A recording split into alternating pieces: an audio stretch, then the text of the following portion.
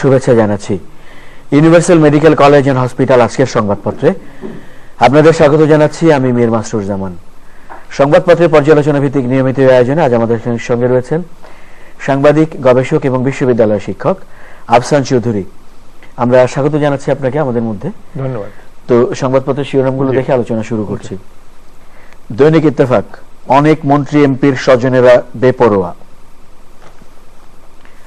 বাংলাদেশ প্রতিদিন, মাগুরায় বিশাল জনসভায় শেখ হাসিনা, উন্নয়নের স্বার্থে আওয়ামী লীগে শামিল হন। মানব জমিন, শীর্ষ ধনীদের কার কত সম্পদ। আমাদের সময়, পুলিশ প্রশিক্ষণে বড় পরিবর্তন। সকালের খবর, শুষ্ক মৌসুমে শুকিয়ে যায় 200 নদী। যায় যায় দিন, সঞ্চয় নির্ভর পরিবারগুলো বিপাকে। মানব কণ্ঠ, মান রক্ষায় ডিপার্টমেন্টাল প্রমোশন চায় এনআইডি। আমাদের অর্থনীতি, সুষ্ঠু নির্বাচনের জন্য প্রয়োজন আইন সংস্কার, একাদশ সংসদ নির্বাচনের রোডম্যাপ তৈরির কাজ শুরু হচ্ছে। ভোরের কাগজ, জ্বালানি তেলে মুনাফার নেশা। প্রতিদিনের সংবাদ, প্রধানমন্ত্রীর ভারত সফর, চ্যালেঞ্জের মুখে সরকার। দৈনিক দিনকাল, দিল্লি সফরে প্রাপ্তির আশা ক্ষীণ। দৈনিক ইনকিলাব, যোগ সাজসে ক্ষমতায় আসে বিএনপি, 2001 সালের নির্বাচন নিয়ে মাগুরায় মহাসমাবেশে প্রধানমন্ত্রী শেখ হাসিনা। দৈনিক সংগ্রাম, 8.5 মাসের র্যাব পুলিশের 13 অভিযান, নিহত 41 উগ্রবাদী। দৈনিক করতোয়া, 2 প্রকৌশলী সহ 5 জঙ্গি গ্রেফতার, সরকারি স্থাপনায় হামলার পরিকল্পনা। The independent, agents under Bangladesh bank scanner. Daily observer, Teesta water deal unlikely, minister. The financial express, openness can help economy move faster. Our time, Teesta water deal not this time, minister. সংবাদপত্রের শিরোনামগুলো দেখলাম।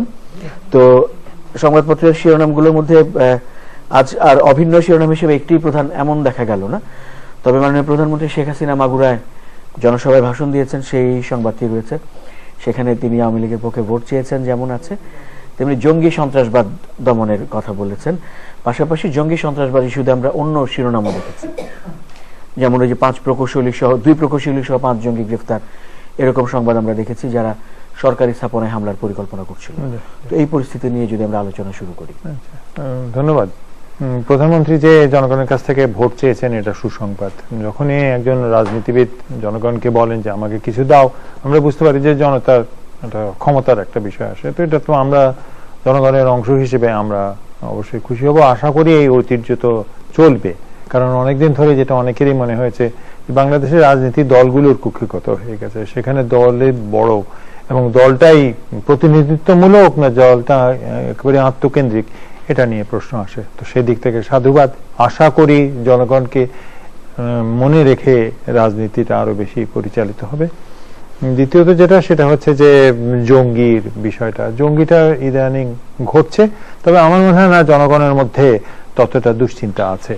খেয়াল করবেন যে জনগণের জঙ্গির বিষয়টা 3টা পর্যায়ে ভাগ করা যায়। একটা হলো এই প্রথম পর্যায়ে, যেটা জুলাই মাসের 2 তারিখ পর্যন্ত ছিল, হোলি আর্টিজান পর্যন্ত, যখন সাধারণ মানুষ অনেকে মারা গেছে, সেই সময় কিন্তু সরকারি বাহিনী অতটা সক্রিয় ছিল না। দ্বিতীয় ছিল এই রাত্রিবেলা জুলাই 2 তারিখে যখন হোলি আর্টিজান আক্রান্ত হয়, এবং হোলি আর্টিজান আক্রান্ত হওয়ার পরে সেনাবাহিনী যায়। তৃতীয় পর্যায়টা হলো তারপর থেকে যখন শুরু হয়েছে, যখন বিভিন্ন জায়গায় পুলিশ জঙ্গি হামলা চালিয়ে জঙ্গি ধরেছে। তো মানুষের মধ্যে একটা স্বস্তি এসছে। তো এটা সবাই বলছেন, বিশেষ করে নিরাপত্তা বিশ্লেষকরা, যে এটা সাময়িক, এটা আবার উঠবে। তবে মাজাটা মনে হয়তো ভেঙে গেছে, কারণ এবারও যে কয়েকটা হলো তাতে তো একটাও সফল হয়নি। এখন পর্যন্ত এখন সফল হয়নি মানেই তো হচ্ছে জঙ্গিরা দুর্বল হয়েছে এবং সরকার বাহিনী সক্রিয় হয়েছে। একই সাথে বোধহয় যারা পুলিশ বাহিনীতে আছেন, র্যাব বাহিনীতে আছেন, যে প্রশ্নটা মানুষের মধ্যে এসছে যে আশকোনাতে যে ব্যক্তিকে জঙ্গি বলে যার মৃতদেহ পাওয়া গেছে, সে সম্পর্কে প্রশ্নবিদ্ধ হয়েছে। তার জিডি করা হয়েছিল বলা হচ্ছে, সেই জিডি পাওয়া যাচ্ছে না বলা হচ্ছে। এখন এরকম অবস্থায় তো আমার মনে হয় সরকারের বোধহয় বাহিনীদের একটু সচেতন থাকা দরকার, যে জনগণের বিশ্বাসের মধ্যে যেন একটু চিন্তা ধরে, জনগণ যাতে আস্থা রাখে। এই যে জনগণ দুশ্চিন্তা তুলনামূলকভাবে কম, এটাই তো ইঙ্গিত সূচক যে তারা সফল। তো এই সাফল্যটাকে ধরে রাখার জন্য আমার মনে হয় তাদের আর একটু সচেতন হওয়া দরকার, এবং এটা যে শেষ পর্যন্ত পরীক্ষাটা জনগণের বিশ্বাসযোগ্যতার পরীক্ষা, এটা যদি স্মরণ করেন তাহলে সবচেয়ে ভালো হয়। আরেকটি আমরা মাননীয় প্রধানমন্ত্রীর ভাষণের মধ্যেই ছিল, তিনি বলছেন যে জঙ্গিবাদ থেকে যারা ফিরে আসবে তাদেরকে সরকারের পৃষ্ঠপোষকতায় পুনর্বাসনের ব্যবস্থা করা হবে। এই বিষয়টিকে আপনি কিভাবে দেখছেন? এটা ভালো, সবসময় সারা পৃথিবীতে তাই হয় যে জঙ্গিবাদ থেকে ফেরত আসলে পয়সা দেওয়া হয়, কিন্তু জঙ্গিবাদের সমস্যাটা কিন্তু যে এরা আর্থিক অনটনে পড়ে জঙ্গিবাদ করছে এরকম তা না। এটা রাজনীতির দুর্বলতার কারণ হচ্ছে, অর্থনীতির দুর্বলতার কারণ হচ্ছে, সামাজিক দুর্বলতা, সমাজ মনস্তাত্ত্বিক দুর্বলতা, অনেকগুলো দুর্বলতা রয়েছে। আমরা কিন্তু জঙ্গিবাদকে একটা সমস্যা বলে দেখছি। আমার মতে জঙ্গিবাদ সমস্যার চেয়ে বড়, জঙ্গিবাদ একটা সূচক। আমাদের যে গোটা রাষ্ট্রীয় এবং সামাজিক কাঠামোর যে দুর্বলতাগুলো আছে, এটা জঙ্গিবাদ একটা সূচক হিসেবে আসছে। আপনি যদি খেয়াল করেন যে আমাদের দেশে গত 48 ঘন্টায় যতগুলো ক্ষেত্রে মানুষ হত্যা হয়েছে, মৃত্যু হয়েছে, তার মধ্যে জঙ্গিবাদের ক্ষেত্রে বড় হয়নি। আমাদের অ্যাক্সিডেন্ট হয়েছে, গত 7 দিনের মধ্যে যত অ্যাক্সিডেন্ট হয়েছে, আমাদের ব্যাংকে যে পরিমাণ লুটপাট হয়েছে, আমাদের অর্থনৈতিক ব্যবস্থা হয়েছে, আমাদের যে পরিমাণ মানুষ অধিকার হিসেবে হাসপাতালে গিয়ে যে চিকিৎসা পায়নি, আপনি সমস্ত ক্ষেত্রে কিন্তু আমাদের সাধারণ মানুষের উপরে সবচেয়ে বেশি নির্যাতনটা হয়। প্রত্যেকটা ক্ষেত্রে আমরা জঙ্গিবাদকে যেহেতু গোলাগুলি ছোঁড়া হয়, আমরা এটাকে বড় করে দেখি, কিন্তু নীরবে যে নির্যাতনটা হয় সেটা জঙ্গিবাদের চেয়ে কম হয় না। আমরা কিন্তু ওই দিকে চোখ তাকাচ্ছি না। এই জন্য আমি মনে করি জঙ্গিবাদটা বিচ্ছিন্ন সমস্যা না, জঙ্গিবাদটা আপনার সকল ক্ষেত্রে যে সমস্যাগুলো তৈরি হয়েছে তার ক্ষেত্রে এটি একটি অন্যতম সমস্যা। দৈনিক ইত্তেফাকের প্রধান শিরোনাম যেটি প্রথমে পড়ছিলাম, অনেক মন্ত্রী এমপির স্বজনেরা বেপরোয়া। এখানে বলা হচ্ছে চলছে দখল, টেন্ডারবাজি, সংখ্যালঘু নির্যাতন, সরকারের উন্নয়ন ম্লান হচ্ছে। বলা হচ্ছে মনোনয়ন ঝুঁকিতে রয়েছেন 70 এমপি। কি বলবেন এই সম্পর্কে? মনোনয়ন ঝুঁকিতে যদি থাকেন এবং নির্যাতন করার পরে যারা যদি ঝুঁকিতে থাকেন তাহলে তো সুসংবাদ, কারণ জনগণের আপনি এমপি হবেন আর জনগণের উপরে নির্যাতন করবেন, এটা তো আর হয় না। তো কোন এমপির আত্মীয় স্বজন বাংলাদেশে যখন কোন লোক ক্ষমতাবান হয়, সে একা হয় না, তো সে গোটা আত্মীয় স্বজন সহ হয়। তো সেই ক্ষেত্রে আমার মনে হয় এইটা অবশ্যই সূচক যে আমাদের রাজনীতির একটা পরিচায়ক। আমরা দেখেছি যে কোনো জায়গাতে যখন চুরি বাটপারি হয় তখন কিন্তু একা একজন কেউ করে না, তার আত্মীয় স্বজন হয়, ছোট ভাই থাকে, বড় ভাই থাকে, আত্মীয় স্বজন, পরিবারের লোকজন মিলে। তো এটা হচ্ছে আমাদের রাজনীতির ব্যবস্থা, কিন্তু তাকে রাশ টেনে রাখাই দায়িত্ব হচ্ছে সরকারের। তো সরকার রাশ টেনেছেন কিনা সেটা দেখতে হবে। আর কেবল নির্বাচনে মনোনয়ন না দিয়ে যারা এরকম করেছেন তার যদি শাস্তির ব্যবস্থা হয় তাহলে ভোট পাওয়ার সম্ভাবনা আরো অনেক বেড়ে যায়। তিস্তা চুক্তি নিয়ে তো কথা হচ্ছেই, মানে কদিন ধরেই হচ্ছে, বেশ কদিন ধরেই তো হচ্ছে। বিশেষ করে মাননীয় প্রধানমন্ত্রী শেখ হাসিনার ভারত সফর যখন সামনে, 7 এপ্রিল থেকে 10 এপ্রিল তার সফর, এটিকে ঘিরে অনেকদিন আগে থেকেই এই বিষয়টিকেই মূল করে দেখা হচ্ছে। তো মাঝে একবার দেখা গিয়েছিল যে খানিকটা সম্ভাবনা, এরকম শিরোনাম ছিল একজন মন্ত্রীর বরাত দিয়ে। আজ আবার একজন মন্ত্রীর বরাত দিয়ে বলা হচ্ছে যে তিস্তা পানি চুক্তি এই সময় হচ্ছে না বা হওয়াটার সম্ভাবনা নেই।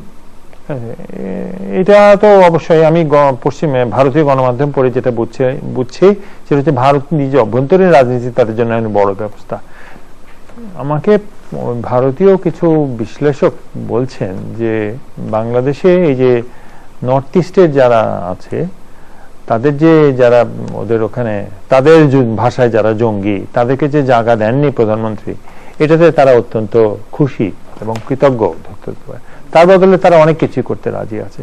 তো সেই অনেক কিছু করতে রাজির মধ্যে তিস্তা একটি অন্যতম। কিন্তু ভারতের অভ্যন্তরীণ রাজনীতির ক্ষেত্রে মমতা ব্যানার্জি তো মোদির বিপক্ষে মুখোমুখি দাঁড়িয়ে আছে, সেক্ষেত্রে কতটা চাপ দিতে পারবে সেটা হচ্ছে একটা বিষয়, কারণ এটা তো কংগ্রেস কি বলে বিজেপি সরকার না। সেই ক্ষেত্রে না হওয়ার সম্ভাবনাটাই স্বাভাবিক। ভারত এই মুহূর্তে, এবং আমি গণমাধ্যমে এটাও পড়ছিলাম যে এই নির্বাচনের ফলে মোদি অনেক সবল হয়েছেন, তিনি ভারতের সঙ্গে পাকিস্তানের সঙ্গে আরো সবলভাবে কথাবার্তা বলতে পারবেন। কিন্তু কথাবার্তা বলাচ্ছে, আমাদের তো পানিটা চাওয়া হচ্ছে, বাংলাদেশের পানি হচ্ছে বড় সমস্যা। সেই যেটা আপনি পড়ছিলেন একটা সংবাদ যে 200 নদী শুকিয়ে যায়।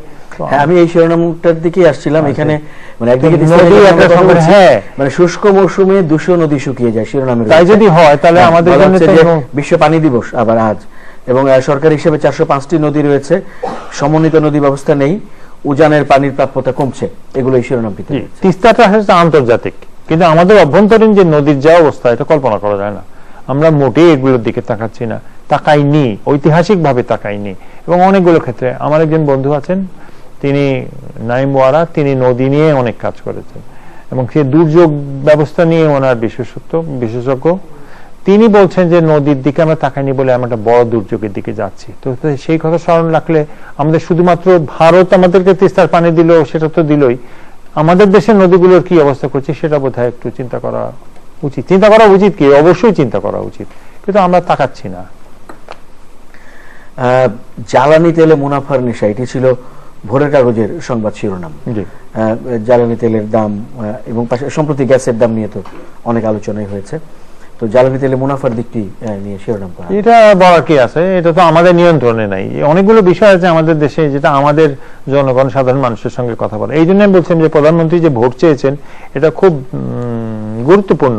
ভোট চেয়েছেন মানেই তো তিনি জবাবদিহিতার কথা বলছেন, যে আমি তোমাদেরকে ভালো সুশাসন দিতে পারলে তুমি আমাকে ভোট দাও। তো সেই পরিপ্রেক্ষিতে জ্বালানি তেলের যে প্রভাবটা হয়েছে সেটাও তো দেখা উচিত। দ্বিতীয়ত যেটা হচ্ছে যে কোনো বিষয় প্রতিবাদ করলে যে পুলিশ দিয়ে সেগুলোকে দমন করার চেষ্টা হবে, এটা না করে যদি একটু আলাপ আলোচনার সংস্কৃতিটা চালু রাখা যেত তাহলে ভালো হতো। আমরা বলতে পারি না যে আমাদের দেশে আলাপ আলোচনার সংস্কৃতি চালু রয়েছে। প্রতিপক্ষতার এবং হিংসাত্মক পর্যায়ে চলে যাওয়ার প্রবণতা অনেক বেশি। এটা আমাদের রাজনীতির দুর্বলতা। রাজনৈতিক দুর্বলতা আপনি যেমন করে বললেন যে মেনে নেওয়ার, কিন্তু এর বাইরে জনগণের এই ইস্যুগুলোকে তুলে ধরে বা জনগণের ইস্যুগুলো সম্পর্কে আগাম ভেবে মানুষের কণ্ঠস্বর হিসেবে রাজনৈতিক যে তৎপরতা থাকার আশা করা হয়, সেটিও কতখানি রয়েছে? কম, মানে অন্য দিক থেকেও এবং কোন দিক থেকে না। যেটা সমস্যা হয়েছে, এক হচ্ছে আমাদের সাধারণত এটা তো পার্লামেন্টে আলাপ আলোচনা হওয়ার কথা, সংসদে যেহেতু নাই, সংসদটাকে আপনি বলতে পারেন যে সংসদ তো আইনি একটা প্রতিষ্ঠান, সেটা তো অবশ্যই আছে, কিন্তু সংসদে এই বিষয়ে কোনো আলোচনা হয় না। এর ফলে যেটা হয়েছে, আমাদের এই দিবস ছাড়া আমাদের খুব একটা এই বিষয়গুলোর সংকট। এবারে একটু খেয়াল করুন, এবারে মার্চ মাসটা খুব বেশ শীতল মাসের মতো রয়েছে। এটা এবারে শীত পড়েনি, কিন্তু মার্চ মাসের শীতের যেটা দিচ্ছে, তার মানে তো জলবায়ু পরিবর্তন হচ্ছে। আপনি কতটুকু আলাপ করছেন? আমি কিছুটা গবেষণার সঙ্গে জড়িত, কিছুটা সাংবাদিকদের কাজের সঙ্গে জড়িত এবং দেখি, তাতে বোঝা যায় যে এই যে বিশাল টাকা আসে, এর মধ্যে দুর্নীতি প্রচুর, এবং যে কোনো লোক কাজ করতে গেলে এই তথ্য পাচ্ছে। তো সেই ক্ষেত্রে এটা তো তার অংশ। আমাদের আজকের দিনে থাকা মানে যে আমাদের আগামী নেই তা তো না, আমাদের আগামী আছে, হয়তো আরো কষ্টের হতে ভালো হতে পারে। তো আমার মনে হয় ওই জিনিসগুলো একটু স্মরণ রাখা দরকার, কিন্তু আমরা স্মরণ রাখছি না। তো তাতে কে এই কাজটা করবে? গণমাধ্যম একটা করছে, গণমাধ্যমকে তো গালি দিয়ে শেষ করে দিচ্ছেন, কিন্তু গণমাধ্যম ছাড়া পৃথিবীর কোনো অবস্থাতে, কোনো ব্যবস্থাতে গণমাধ্যম ছাড়া আর কেউ এই বিষয়গুলো সামনে আসবে না। গণমাধ্যম আনছে, কিন্তু এর পরের পর্যায়টাকে নিয়ে যাওয়ার দায়িত্ব তো গণমাধ্যমের না। সে গণমাধ্যম কি যারা অন্যরা যারা রয়েছেন, ধরেন আমরা সুশীল সমাজ বলুন, আমাদের যারা একাডেমিক রয়েছে তারা বলুন, আমাদের যে বিশেষজ্ঞ রয়েছে তারা বলুন, কতটুকু করছেন? সরকারের কি কোনো ব্যবস্থা আছে যে যারা যখন এই সমাজের দিক থেকে এই কথাগুলো বলা হয় সেটাকে ধারণ করে বিশ্লেষণ করে কি ব্যবস্থা নিয়ে যেতে পারে সেটা চিন্তা করা? এই দুর্বলতা আমাদের কাঠামোগত, এই দুর্বলতার কাঠামোগত কারণেই আমাদের অনেক অসুবিধা তৈরি হয়। এবং সেটা যে বাংলাদেশ ব্যাংকের যে কোটি কোটি ডলার চুরি হয়ে যাওয়া থেকে আরম্ভ করে এই জঙ্গিবাদ, এটা কিন্তু ভিন্ন সূত্রের না। এই কাঠামোগত দুর্বলতা হলে এই একাধিক সূচকে এই দুর্বলতাগুলো লক্ষণীয় হবে। আমরা আরেকটি নির্বাচনের খবর রয়েছে আজ। গাইবান্ধা 1 আসনের সুন্দরগঞ্জ আসন, যেটি মঞ্জুরুল ইসলাম লিটন নিহত হওয়ার পরে শূন্য হলো, সেই আসনের নির্বাচন আজ। এখানে বলা হচ্ছে যে ঝুঁকিপূর্ণ কেন্দ্র 54টি। তো ওখানে তো নিশ্চয়ই ঝুঁকিপূর্ণ হবে, যেখানে একজন প্রতিদ্বন্দ্বী খুন করে ফেলতে পারে একজন এমপিকে, এটা তো ঝুঁকিপূর্ণ বলা ছাড়া তো আর কোনো কিছু বলা যেতে পারে না। তো এইটা আমার মনে হয় যারা এই সব দায়িত্বে থাকেন তাদের আগে থেকে যদি সতর্ক করে দেওয়া যেত যে এটা এতটাই ঝুঁকিপূর্ণ যে এখানে হত্যাকাণ্ড পর্যন্ত হতে পারে, তাহলে হত্যাকাণ্ড ঘটার মতো পরিস্থিতি যাতে না হয়, আমার মনে হয় নির্বাচনিকভাবে সেই ব্যবস্থাটা নেওয়া উচিত। আপনি আরেকটা যে খবর পড়লেন ইত্তেফাকের, যে সবাই আত্মীয় স্বজনরা, এমপি মন্ত্রীর আত্মীয় স্বজনরা অনেকেই বেপরোয়া হয়ে গেছে।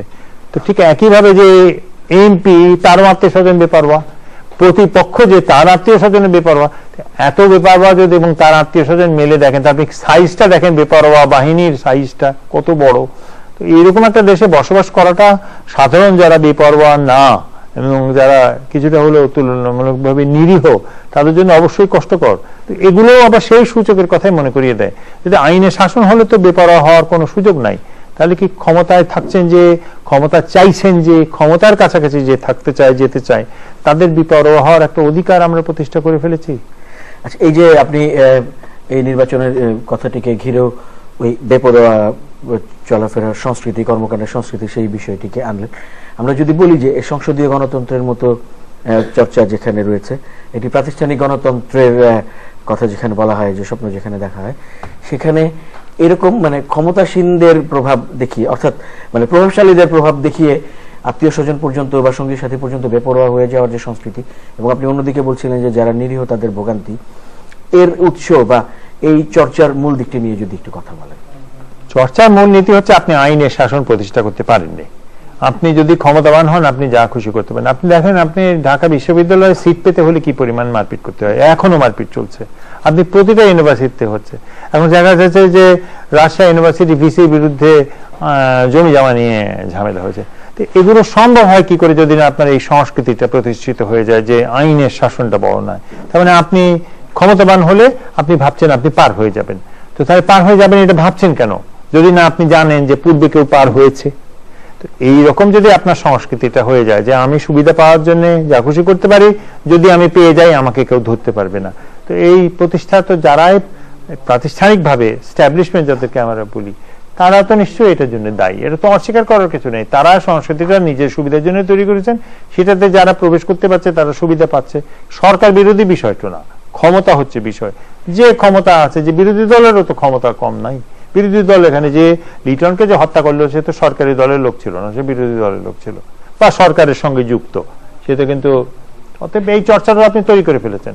এবং আজকে আপনি মনে করেন যদি আজকে জাতীয় পার্টির এমপি ছিল, আপনি যদি আজকে মনে করেন যে কোনো বিরোধী দল আজকে যদি বিএনপি যদি আসে, তার ব্যবহার কি কোনো ভিন্ন হবে বা পূর্বে কি কোনো ভিন্ন ছিল? এই কারণে আপনার যদি সরকার আর রাজনৈতিক দলকে আমরা বিচ্ছিন্ন করে দেখতে পারি তাহলে হয়ে যায়। কিন্তু আমরা যদি সেই সংস্কৃতিটা তো আমরা এখনো তৈরি করিনি, করতে চাইনি। আমাকে যখন জিজ্ঞেস করা হয়, বিশেষ করে এই মার্চের মাসে, যেহেতু আমি ইতিহাস নিয়ে কাজ করি, যে আপনি কি অর্জন মনে করেন, সবচেয়ে বড় অর্জন হচ্ছে আপনার রাজনৈতিক ব্যর্থতা। আপনি দুইটা প্রধান দল এখনো নিজেদের মধ্যে সমঝোতা করতে পারেনি স্বাধীনতার ৪৫ বছর পরে যে কিভাবে নির্বাচন করব। এর চেয়ে ব্যর্থতার সূচক আর কি হতে পারে? তো যে দেশে এরকম একটা রাজনীতির মৌলিক বিষয় ব্যর্থতা থাকে, তাহলে ওই উপসর্গিক বিষয়গুলোতে যে ব্যর্থতা থাকবে এটাই তো স্বাভাবিক। ক্রিকেট নিয়ে কথা বলি। আমাদের সাকিব আল হাসান আবারও ৩ ফরম্যাটের ক্রিকেটে বিশ্বসেরা অলরাউন্ডার হয়েছেন, অভিনন্দন তাকে। শ্রীলঙ্কায় টেস্ট জয়ের পরে সামনে ওয়ানডে একদিনের ম্যাচ শুরু হচ্ছে ২৫ মার্চ থেকে। তার জন্য প্রস্তুতি নিচ্ছে বাংলাদেশ জাতীয় ক্রিকেট দল শ্রীলঙ্কায়। হ্যাঁ, অবশ্যই। এটা তো আমি তো প্রত্যেক দিন আমি পড়ছি ক্রিকেট নিয়ে। খেয়াল করুন একটা জিনিস, সেটা হচ্ছে যে আমরা এটা ১০০তম টেস্ট ছিল, আমাদের খুব একটা বিজয় নেই। কিন্তু আপনি যদি গত ৫টা ম্যাচ দেখেন, তার মধ্যে কিন্তু 2টো বিজয় আছে। ইংল্যান্ডের সঙ্গে আছে, শ্রীলঙ্কার সঙ্গে আছে, এবং শ্রীলঙ্কাটা তো সবচেয়ে গুরুত্বপূর্ণ। ১০০ হিসেবে কোনো একটা বিষয় না, এটা একটা সংখ্যাতত্ত্ব। বললে যে তাদের মাঠে গিয়ে তাদেরকে, এবং এখানে এই মাঠে তারা আগে হারেনি। এইটা আপনি যদি শ্রীলঙ্কার যদি গণমাধ্যম দেখেন তাহলে বুঝবেন যে কি মারাত্মক আঘাত লেগেছে। তারা রীতিমতো বলছে শ্রীলঙ্কার ক্রিকেট পরাজিত হয়নি, শ্রীলঙ্কার ক্রিকেটে মৃত্যু ঘটেছে। তার মানে চিন্তা করুন কি পরিমাণ আঘাত দেয়া হয়েছে এই বিজয়টা। কিন্তু বাংলাদেশের ছেলেরা যখন খেলেছে, খেলোয়াড়রা, তারা নিশ্চয়ই এমন একটা পর্যায়ে গিয়ে খেলতে পেরেছে যাতে এটা সম্ভব হয়েছে। আপনি খেলাটা যদি দেখেন, আমি খেলাটা দেখিনি, আমি কম্পিউটারে দেখি। আমার যেটা মনে হয় যে আমাদের খেলোয়াড়দের কিন্তু একটা কথা কিন্তু সবাই বলছে যে এতটা সিরিয়াসলি তারা নিচ্ছিল না। তারা এখন বুঝতে পারছে যে সিরিয়াসলি নেওয়া সম্ভব। এবং সাকিব আল হাসান বলেছেন যে আমি চন্ডিমালের খেলা দেখে বুঝলাম যে রান করা সম্ভব। আমার মনে হয় এর চেয়ে আমরা এই ধরনের একজনের খেলোয়াড় দেখে বুঝতে পারলো, তার চেয়ে আরো বোধহয় পরিপক্কতা আমরা আশা করি। সাকিব আল হাসান তো সবার একটা বেশ কি বলবো নমস্য ব্যক্তিত্ব, সবাই তা হিরো। তারপরে মনে করেন মুশফিকুরও হিরো। মুস্তাফিজ কিন্তু দেখেন যেটা শ্রীলঙ্কার খেলোয়াড়রা বলেছে খেলাটা কিন্তু ঘুরিয়েছে মুস্তাফিজ। আর আমরা দেখেছি যে তামিম ব্যাট করতে নেমে, তার পূর্বে এই মুস্তাফিজের স্পেল আর তামিমের ব্যাটিং, কিন্তু তামিম যে আউট হয়ে গেল তখনও কিন্তু হঠাৎ করে আউট হয়ে গেল। এবং হাতুড়ি সিং এর যে কথাটা বলেছে যে এটা খুব আবেগপ্রবণ দল, তো আমরা যদি আবেগপ্রবণ দল, একটু আবেগটা আমাদের কমানো শিখতে হবে, সেটা প্রশিক্ষণের বিষয়, তাহলে আমাদের পক্ষে অনেক বড় বড় বিজয় অর্জন সম্ভব। এবং এখন তো আমরা বিজয়ের পরিসরে চলে গেছি। গত বছরও কেউ বলেনি যে আমরা বিদেশের মাটিতে গিয়ে টেস্ট জিততে পারবো, কিন্তু আমরা টেস্ট জিতেছি। তো যৌথভাবে খেললে এটা সম্ভব। যদি সম্ভবই, তাহলে হবে না কেন? যদি না হয়, তাহলে আমাদের বুঝতে হবে গলদটা আমাদের ভেতরে। অনেক ধন্যবাদ আজকে সময় দেওয়ার জন্য, আলোচনা করার জন্য।